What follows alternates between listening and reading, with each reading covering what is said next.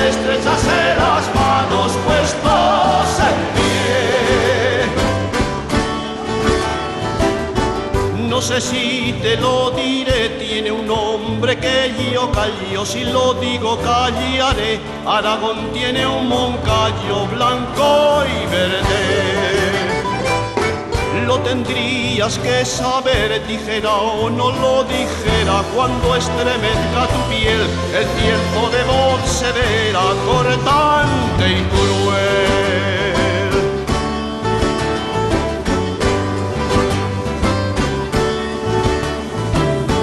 Los de Huesca y de Teruel, como los zaragozanos, en un grito sin cuartel han de estrecharse las manos puestos en pie.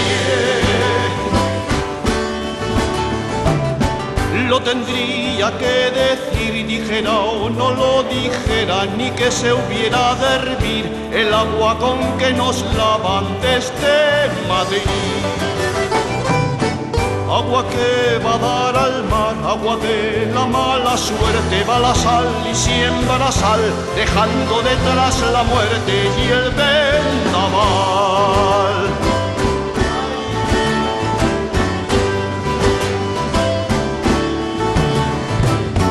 Los de Huesca y de Teruel, como los zaragozanos, en un grito sin cuartel han de estrecharse las manos puestos en pie. Es la tierra de Aragón, páramo de polvo y nieve, y será desolación si su gente no se atreve a decir que no.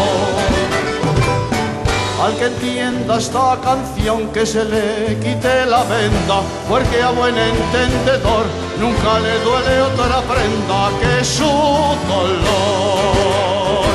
¡Ay!